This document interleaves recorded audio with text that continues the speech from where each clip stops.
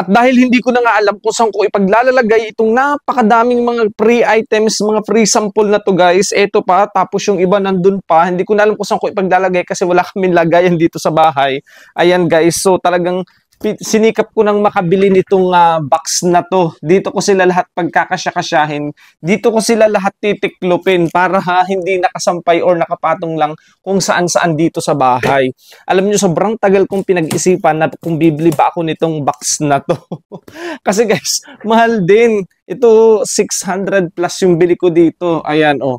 Medyo ang tagal kong pinag-isipan talaga. Then, pinili ko yung malaki na nga naman para kahit marami yung mga damit na to is magkakasya siya dito. Kasi yung mga damit na to, mga nakahang na to, nakalagay lang dun sa, alam mo yun, sa labas namin na may sampayan. Kasi kapag nagluluto, kaya minsan, alam niyo yun, baka magkadumi. Halos ilang buwan nang nakaganyan yung mga damit na yan. Kasi naman yung drawer namin, yung mga cabinet namin, is puno na silang lahat talaga. Kaya wala na akong paglalagyan. So hindi ko rin naman mag-give up kasi alam niyo yun, may parang yung ugaling nakakabit sa akin mahalaga sa akin yung mga bagay na to.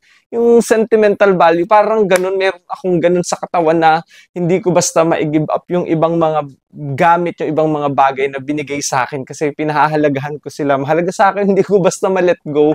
Pero may mga ibang item na ako na bukod dito, marami na akong na-let go, na ibigay, na i-share. Yun ay hindi talaga kasya sa akin, kaya binibigay ko.